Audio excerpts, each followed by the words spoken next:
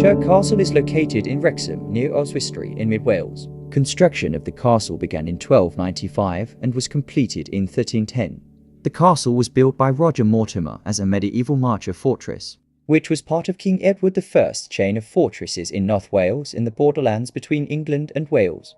Chirk Castle's history is interwoven with significant battles, though the castle itself did not actively participate in many large-scale engagements. However, it was a strategic location during the medieval period and was involved in conflicts, particularly around the time of the Welsh-English Wars and the War of the Roses.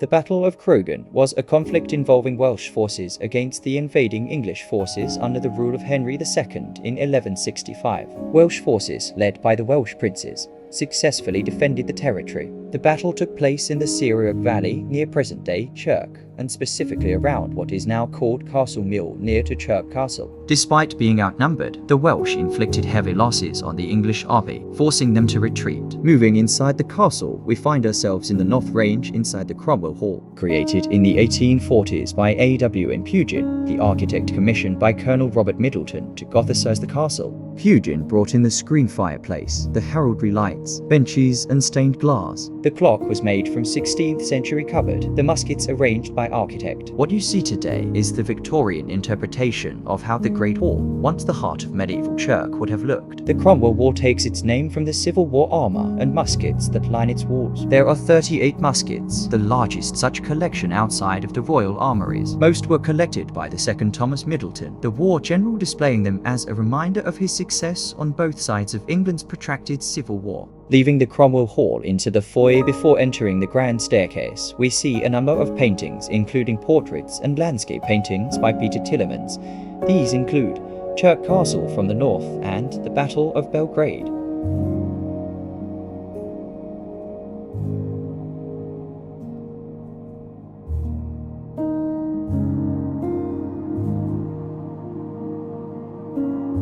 The staircase is also known for its red carpets and was later Gothicized by Pugin in the 1840s, contrasting with the neo-Gothic fantasy of the Cromwell room before being restored to its classical design in the 1950s. Constructed by Joseph Turner, a local architect from Chester, he was responsible for its neo-classical design in the 1770s, including the striking painted wooden columns that support the ceiling.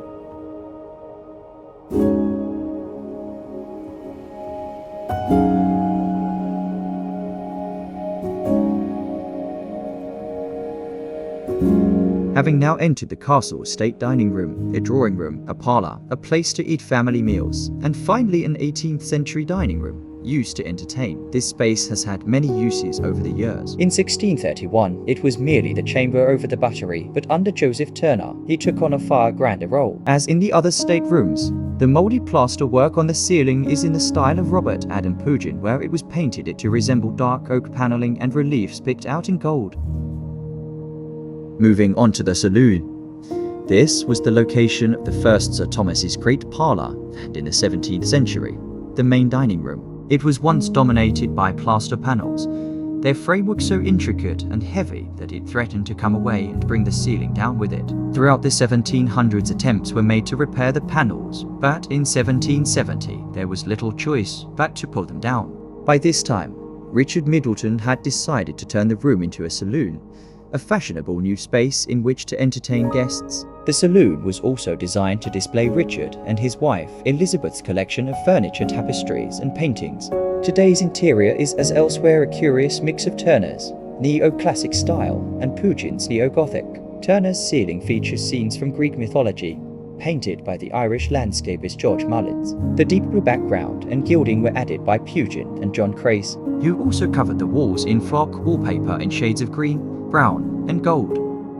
The third and final room of Turner's design was once a 17th century drawing room as dark as the Long Gallery. The architect ripped out its floors-to-ceiling wainscoting and replaced it with an Adam-style plasterwork ceiling by a Mr. Kilminster. Turner also rearranged the windows to give better views over Richard Middleton's new pleasure ground.